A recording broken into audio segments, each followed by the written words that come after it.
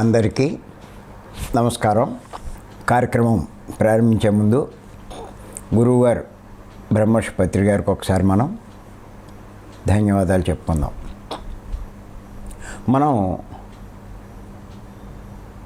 గత 78 ఎపిసోడ్ నుంచి ఒక విషయం మీద చెప్పుకుంటున్నాం, ఉపమాన ధ్యాన సందేశాలు. అందులో ఈరోజు 10వ పార్ట్ ఏంటంటే ఉపమానం. పాము కూరలు పీకితే ఎవరికీ హాని చెయ్యలేదు, అలాగే మనిషిలోని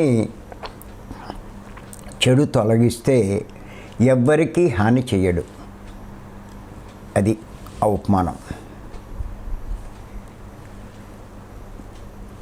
ఈ సందర్భంగా అసలు మనిషిలో, మానవునిలో ఎన్ని రకాల చెడులు ఉన్నాయి, వాటిని ఎలా సరి చేసుకోవాలి అన్నదే చెప్పుకుంటున్నాం. ఎందుకంటే ఇది చాలా చాలా ముఖ్యం. ఎన్ని చెయ్యండి, ఎన్ని సాధించండి, ఎన్ని అవ్వనివ్వండి, మనలో ఉన్న చెళ్ళు అన్నీ పూర్తిగా సమూలంగా తొలగించుకోకపోతే మన జీవిత లక్ష్యమైనటువంటి ఆ మోక్షాన్ని మనం పొందలేం. దుఃఖంలోంచి శాశ్వతంగా బయటపడలేం. అంచేత ఇది చాలా చాలా ముఖ్యమైనటువంటి విషయం. అంచేత ఈ సందర్భంగా అసలు మనలో ఎన్ని రకాల చెడులు ఉన్నాయి అన్నది మనం తెలుసుకుంటున్నాం. ముఖ్యంగా మానవుడు ఏం చేస్తున్నాడంటే, తనకి ఇవ్వబడిన వాటిని పూర్తిగా సద్వినియోగం చేయట్లేదు, దుర్వినియోగం చేస్తున్నాడు. అలాగే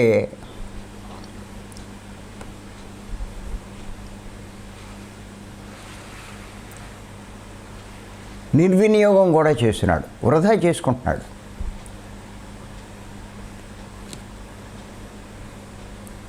ఇన్ని రకాలు తనకి ఇవ్వబడితే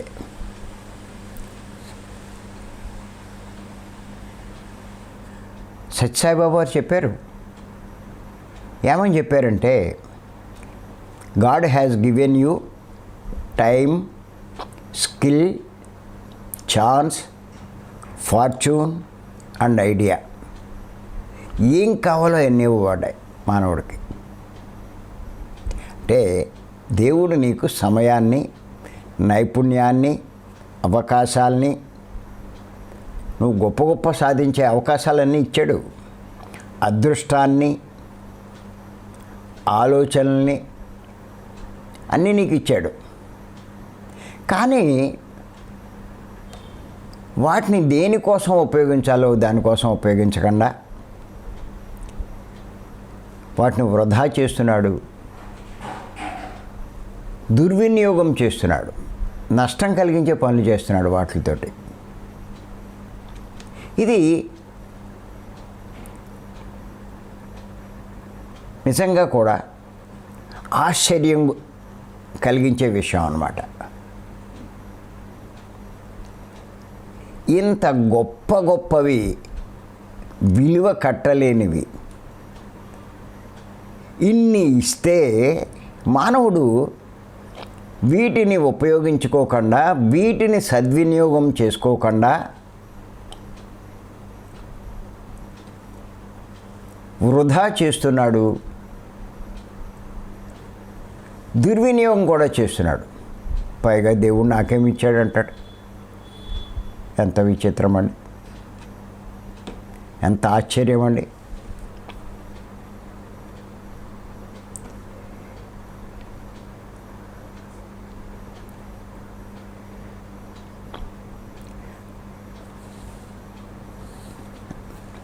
ఎంచేతంటే వీటిని వృధా చేయడం, దుర్వినియోగం చేయడం ఇదే ఆశ్చర్యం కాదు. ఇంకా ఎన్నో పనులు చేస్తున్నాడు, ఆశ్చర్యకరమైన పనులు. ఆశ్చర్యం గొలిపేట్టుగా ప్రవర్తిస్తున్నాడు మానవుడు. మనకి తెలుసు, చాలాసార్లు చెప్పుకున్నాం. ధర్మరాజుని యక్షుడు కొన్ని ప్రశ్నలు అడిగాడు. అందులో అన్నిటికంటే ఆశ్చర్యం గొలిపే విషయం ఏమిటి అని చెప్పి యక్షుడు అడిగాడు. యక్షుడు అడిగితే ధర్మరాజు చెప్పాడు,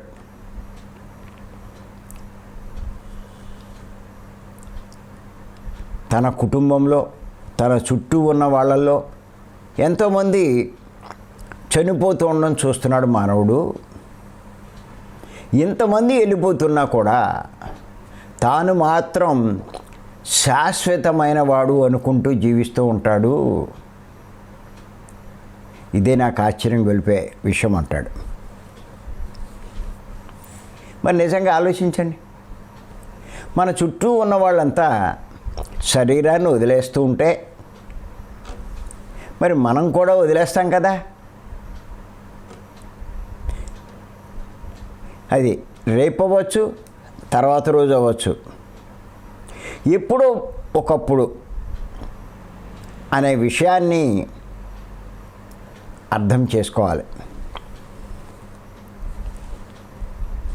ఇంకేదంటే ఎవ్వరూ ఈ భూమి మీద స్థిరంగా ఉండరు. అందరూ వచ్చి పోయేవాళ్ళే. ఇది ఏ కుటుంబంలో చూసుకున్నా, ఎవరి విషయంలో చూసుకున్నా ఇది సర్వసాధారణమైనటువంటి విషయం. కారణం ఏంటంటే చావు అంటే శరీరాన్ని వదిలిపెట్టడం, జన్మ అంటే మళ్ళా శరీరంలో ప్రవేశించడం. మరి ఇది సర్వసాధారణమైనటువంటి విషయం. అది అందరూ చూస్తున్నదే, తెలుసుకుంటున్నదే. కానీ ఆశ్చర్యం ఏంటంటే ఎందుకోసం అయితే మనం జన్మ తీసుకున్నామో అది చేయకుండానే తిరిగి వెళ్ళిపోవడం.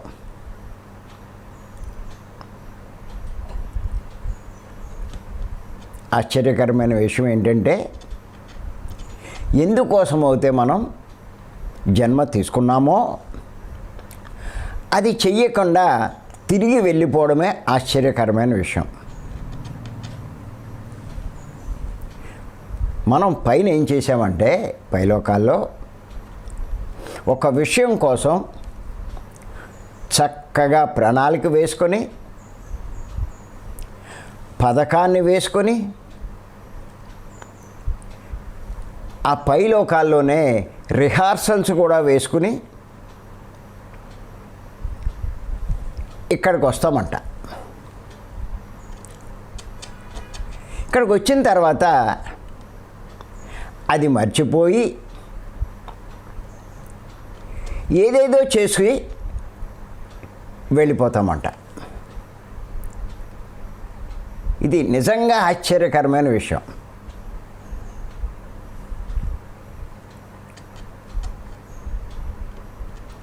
పైలోకాల్లో మనం ఎన్నో ప్రణాళికలు వేసుకుంటాం, ఎన్నో భూమి మీదకి వెళ్ళి ఎన్నో సాధించాలనుకుంటాం, ఎన్నో సాధనలు చేయాలనుకుంటాం, ఎంతో జ్ఞానం సంపాదించాలనుకుంటాం, ఇలా ఎన్నెన్నో వేసుకుంటాం అక్కడ ఎవరికి వాళ్ళు.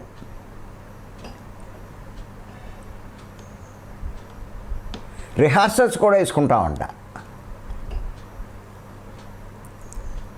కానీ ఇన్ని చేసి భూమి మీదకి వచ్చిన తర్వాత అవన్నీ మర్చిపోతామంట. ఏదేదో చేసేసి వెళ్ళిపోతూ ఉంటాం.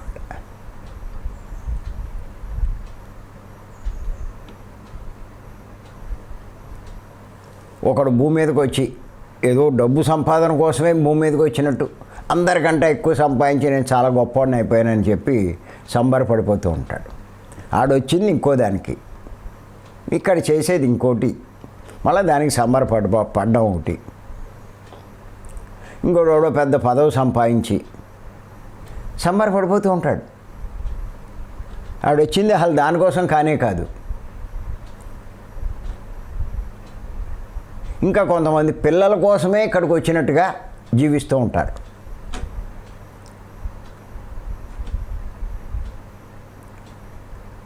ఆ పిల్లల కోసమే ఈ జీవితం అంతా వెచ్చిస్తారు.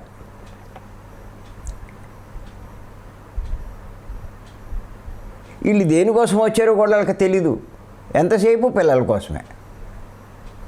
ఇంకా కొంతమంది భర్త కోసమే తాను ఇక్కడికి వచ్చినట్టు, ఇంకా కొంతమంది భార్య కోసమే తాను ఇక్కడికి వచ్చినట్టు. అది తన డ్యూటీ అనుకుంటాడు.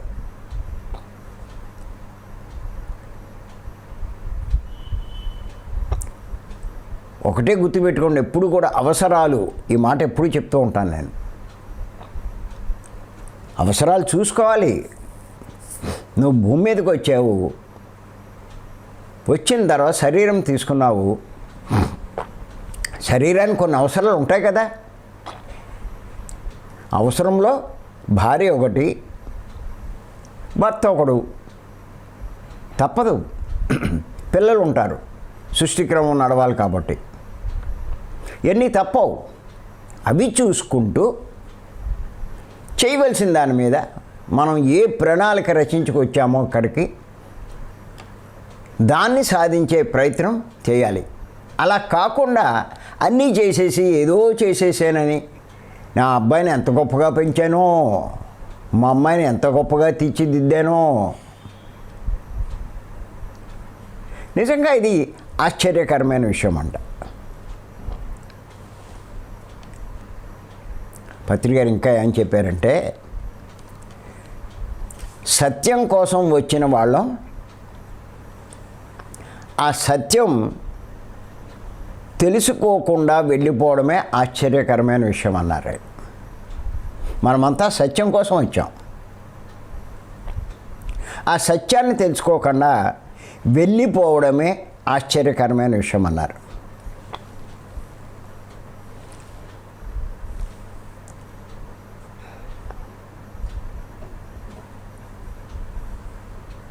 ఆయన ఇంకా ఏమన్నారంటే, ఆనందంగా జీవించడం కోసం వచ్చిన వాళ్ళం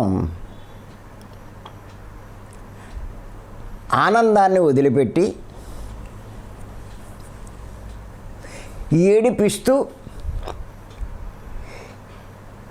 ఏడుస్తూ వెళ్ళిపోవడమే ఆశ్చర్యకరమైన విషయం అన్నారు.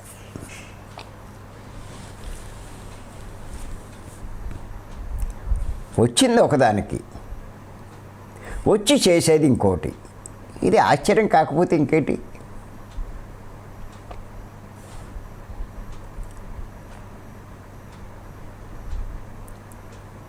గుర్తుంచుకోండి, చాలామంది చావు అన్నదే ఆశ్చర్యకరమైన విషయం అనుకుంటారు. కానీ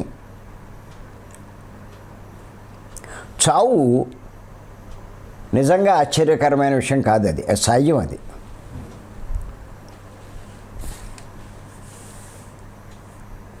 మరి ఏది ఆశ్చర్యకరమైన విషయం అంటే, భగవంతుడు అయి ఉండి, మనం ఎవరం కాదు, సాక్షాత్తు ఆ భగవంతుడమే మనం. We are all gods. అహం బ్రహ్మాస్మి. ఒక ప్రణాళిక రచించుకొని వచ్చి రసాభాస చేసుకోవడమే ఆశ్చర్యకరమైన విషయం. ఇది తెలుసుకోవాలి మనం.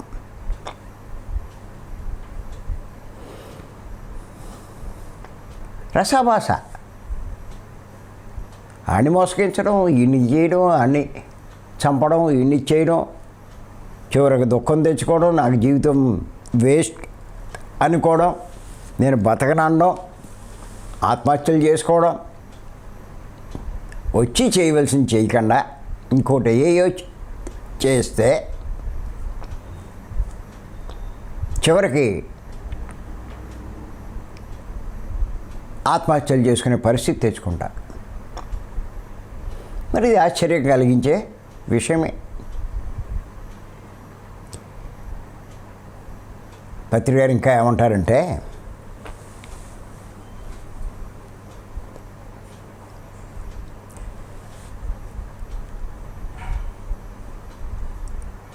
ఈ భూమి మీదకి వచ్చాక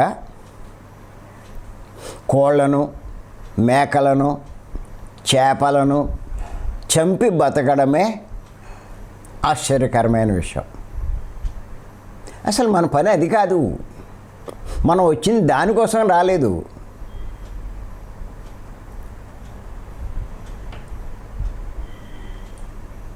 ఏదో దానికోసమే, తినడం కోసమే వచ్చినట్టుగా వాటినన్నిటినీ చంపి మరీ తిన్నాం. ఇది చాలా ఆశ్చర్యం అంటారు. నిజంగా ఒక బ్రహ్మజ్ఞానికి కానీ, ఒక జ్ఞానికి కానీ చూస్తూ ఉంటే ఇవన్నీ చాలా ఆశ్చర్యం కలుపుతూ ఉంటాయి. రక్తపాతం చెయ్యడమే ఆశ్చర్యకరమైన విషయం అంటారు.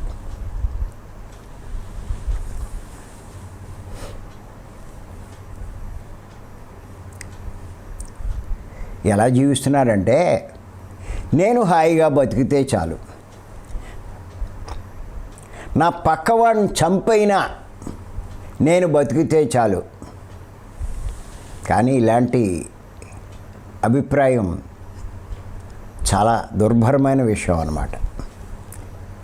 కానీ మానవులంతా అలాగే ఉన్నారు.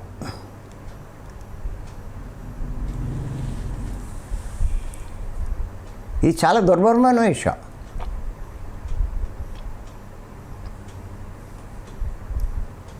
ఎంచేతంటే ఒక మహాత్ముడు, లేకపోతే పూర్ణమైన వ్యక్తి, జ్ఞానం పొందినవాడు ఎందుకోసం వచ్చాడో ఆఖరి శ్వాస వరకు ఆ పని చేస్తూ ఉంటే అది ఉన్నతమైన విషయం. అంటే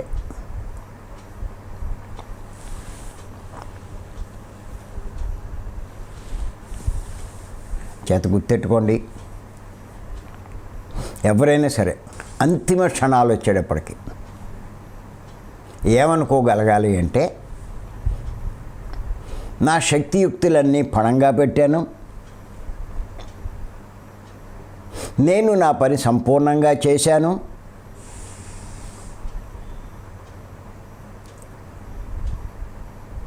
అని ఆఖరి క్షణాల్లో మనం చెప్పుకోగలగాలి. అంతేకాని ఆఖరి క్షణాల్లో నేను ఇది చేసి ఉంటే బాగుండు, అది చేసి ఉంటే బాగుండు అనేటువంటి భావాలు ఉండకూడదు.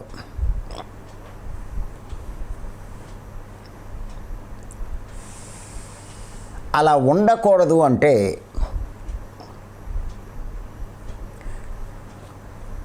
జీవించి ఉన్నప్పుడు ఎంతో దీక్షగా ధ్యానం చేస్తూ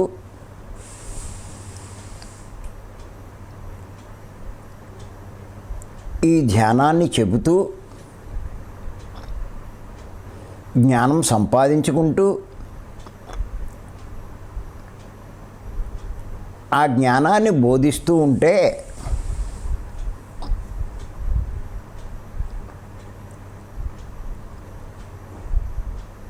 జన్మ నిజంగా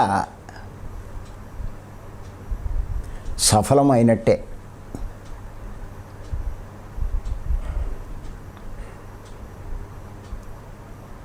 దీన్ని భిన్నంగా చేస్తే అన్నీ ఆశ్చర్యమే. అందుచేత ఎవరైనా సరే గుర్తుపెట్టుకోండి, మన జన్మ ప్రణాళికను మనం ప్రతి క్షణం గుర్తుంచుకోవాలి.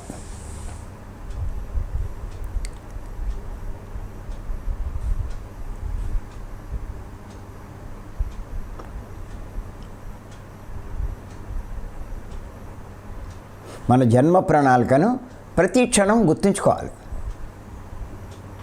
ఇక్కడ మీరు చేసేది ఏది మీ ప్రణాళిక కాదు, గుర్తెట్టుకోండి. ఇది సంసారాన్ని పోషిస్తున్నాను, ఇల్లు బాగా చూసుకుంటున్నాను, వంటలు బాగా వండుతున్నాను, నేను వ్యాపారం బాగా చేస్తున్నాను, డబ్బు బాగా సంపాదిస్తున్నాను, ఇది కాదు మీ ప్రణాళిక. శరీరం నిలబడడానికి అవసరాలు అంతాయి.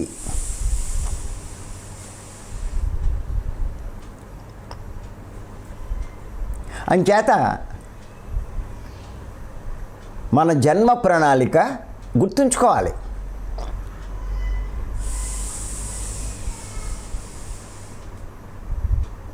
మీరు అంటారు మాకు ఎలా తెలుస్తుందని మా జన్మ ప్రణాళిక. నేను చాలాసార్లు చెప్పాను, ఇది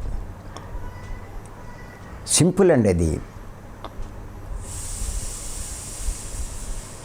ఏ పని చేస్తున్నప్పుడు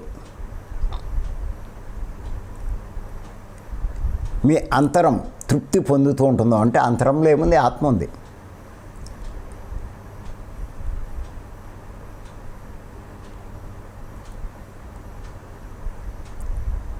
ఆత్మ ఆనందంతో ఉప్పొంగుతూ ఉంటుందో ఆ పనులు చేయడానికే మీరు ఇక్కడికి వచ్చారు. ఏ పనులు చేస్తున్నప్పుడు అంతరంలో ఉన్న ఆత్మ క్షోభ పొందుతూ ఉంటుందో ఆ పని చేయడానికి మీరు భూమి మీదకి రాలేదు.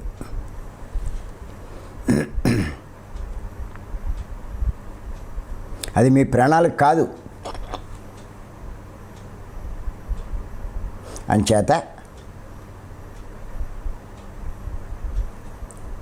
అర్థమైపోతుంది, ఓహో ఈ పనులు చేయడానికా నేను వచ్చింది అని.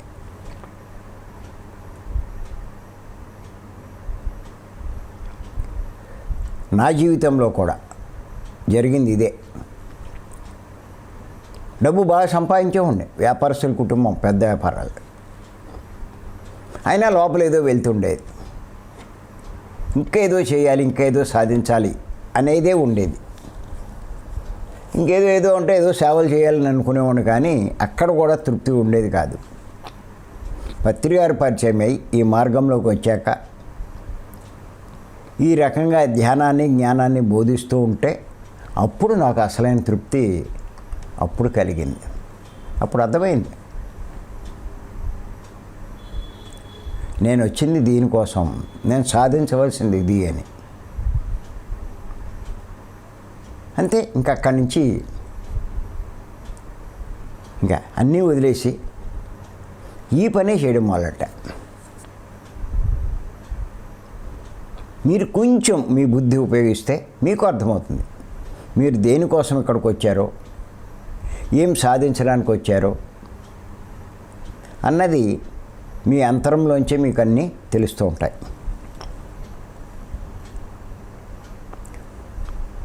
ఇంచేతంటే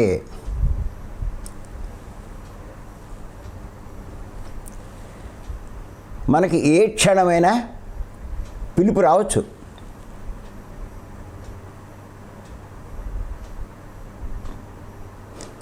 ఏంటి పిలుపు? నాయనా నీ పని అయిపోయింది, వచ్చేయని చెప్పి. ఇంచేతంటే ఊరికే సరదాగా పుట్టట్లేదు మనం ఇక్కడ.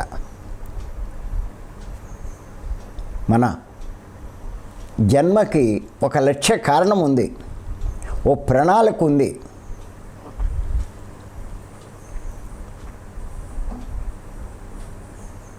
ఆ కారణమే మన జన్మకు మూలం అండి. ఆ కారణం కోసమే జన్మ తీసుకున్నామండి.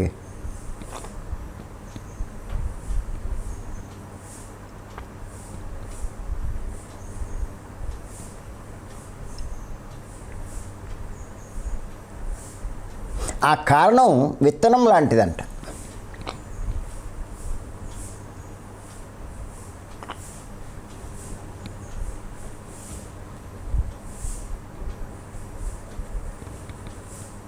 ఆ విత్తనంలోంచి వచ్చినటువంటి వృక్షమే కార్యం.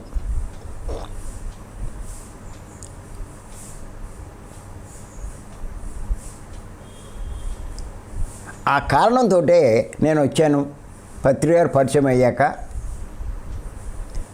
ఆ కార్యం, నేను చేయవలసిన కార్యం వృక్షంలా ఎదిగింది. పత్రిగారు కూడా అంతే.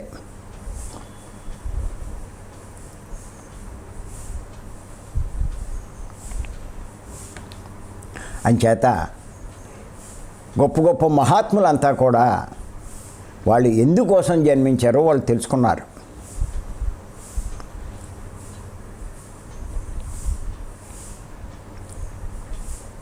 వాళ్లకు సంసారాలు,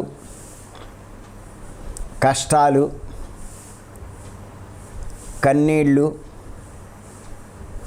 ఆటుపోట్లు, అవమానాలు అన్నీ ఉంటాయి. గొప్ప గొప్ప వాళ్ళైనా సరే, మహాత్ములైనా సరే, ఎటువంటి వాళ్ళైనా సరే అన్నీ ఉంటాయి.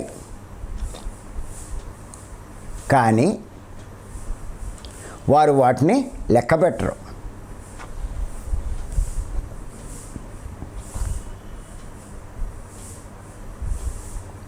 వాళ్ళ పని ఎంతసేపు ఏంటంటే ఉన్న స్థాయి నుంచి, ఆత్మ ఉన్న స్థాయి నుంచి ఉన్నత స్థాయికి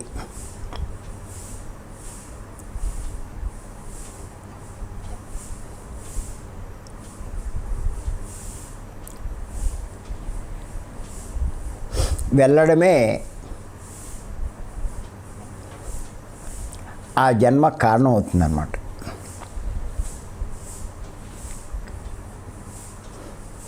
పత్రి గారు ఏం చెప్పారంటే, ఈ ఆత్మ స్థాయిలో ఒక్క మెట్టైనా ఎక్కి తీరాలంటండి. నువ్వు 1000 కోట్ల ఆస్తి సంపాదించు, నువ్వు ఒక్క మెట్టు కూడా ఆత్మ స్థాయిలో ఎక్కకపోతే జన్మ వేస్ట్. ఇంచేతంటే అంతకుముందు జన్మలో మనం తమోగుణంలో ఉన్నాం. ఈ జన్మలో రజోగుణంలోకి రావాలి. అంతకుముందు జన్మలో రజోగుణంలో ఉన్నారు. ఈ జన్మలో సాత్వికంలోకి రావాలి. అంతకుముందు జన్మలో సాత్వికంలో ఉన్నారు. ఈ జన్మలో శుద్ధ సాత్వికంలోకి రావాలి. అంతకుముందు శుద్ధ సాత్వికంలో ఉన్నారు. ఈ జన్మలో నిర్గుణంలోకి రావాలి. ఇదే క్రమం.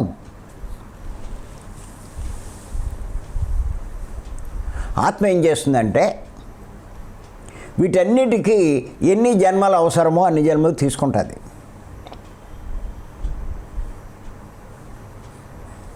అంచేత ఏ ఆత్మ అయినా సరే తాను ఎన్నుకున్న లక్ష్యాలకు సరిపడా పరిస్థితులు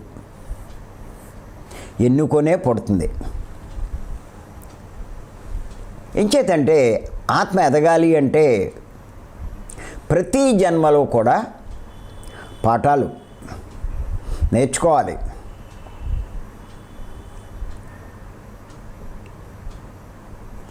కొన్ని జన్మల్లో పాఠాలు నేర్పించడం కోసం కూడా వస్తూ ఉంటామంట.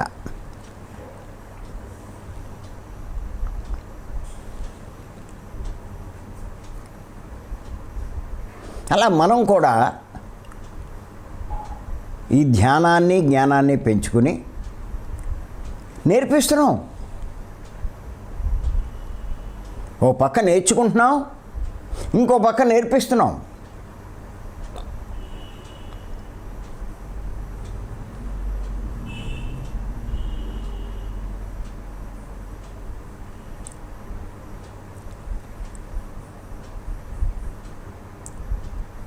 ఈ పనులు మీరు మానకుండా చెయ్యండి. శరీరం వదిలేక మీరు ఎంత తృప్తి పడతారో, ఎంత ఆనందపడతారో, ఎంత సంబరపడతారో. కోట్లు సంపాదించిన వాడు, పదవులు సంపాదించిన వాడు ఏంటి నేను చేసింది ఇది అని దుఃఖపడతాడు. ఏమీ సాధించకపోయినా ఇప్పుడు మనం చేసే పనుల వల్ల ఎంతో తృప్తి పడతాం.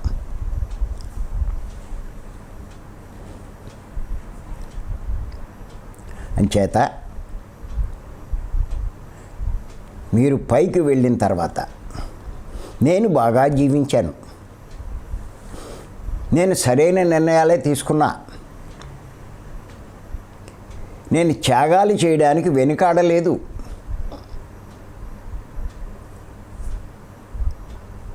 ఎంచేతంటే నేను చూస్తున్నాను, మన 3 రోజుల క్లాసులకి జూమ్లోకి వీటికి ఈ క్లాసులకి వచ్చేవాళ్ళు సుఖాల మీద వాళ్ళకేమీ దృష్టి లేదు. సుఖపడడం కోసం, ఎంజాయ్ చేయడం కోసం వాళ్ళు ఏం చూడట్లేదు. నిజంగా చాలా త్యాగాలు చేస్తున్నారు. ఎన్ని కష్టాలున్నా ఓర్చుకుంటున్నారు.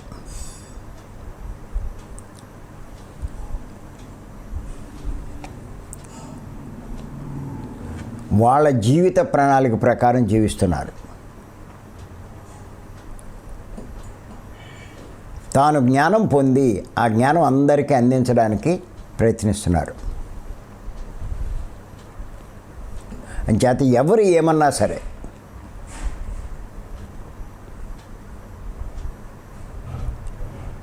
తాను కష్టాల్లో ఉన్నా, నష్టాల్లో ఉన్నా, ఎదుటి వాళ్ళు అవమానిస్తున్నా, రాళ్ళు వేస్తూ ఉన్నా,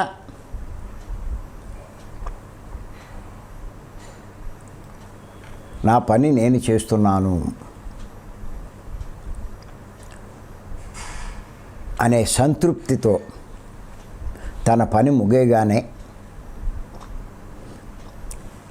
భూలోకం నుంచి నిష్క్రమిస్తారు.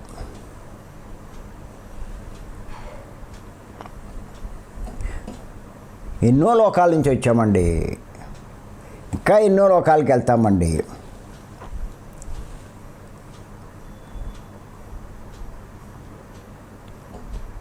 మనం సత్యలోకవాసులం. కొన్ని జన్మల్లో ఈ భూలోక యాత్ర ముగిసిపోతుంది. ఇక పర్మనెంట్గా భూలోకంలో ఉండరు.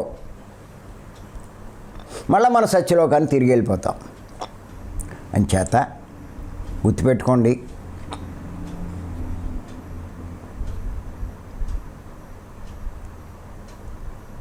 ప్రకృతి చే మనకు ఇవ్వబడిన వాటిని వేటిని వృధా చేయొద్దు. దుర్వినియోగం అసలే చేయొద్దు.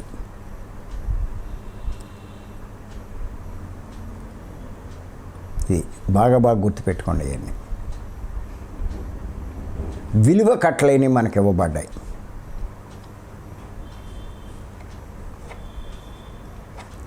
వాటిని ఉపయోగించండి.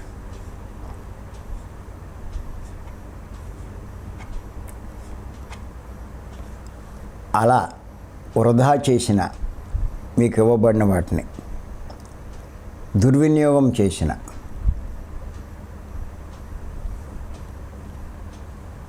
నీలో చెడు ఉన్నట్టే లెక్క.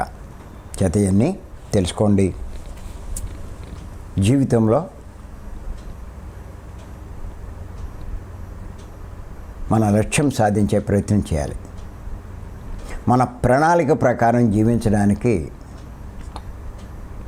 మనం కృషి చేయాలి. అప్పుడు మనం జన్మని సార్థకం చేసుకున్నట్టు. Thank you.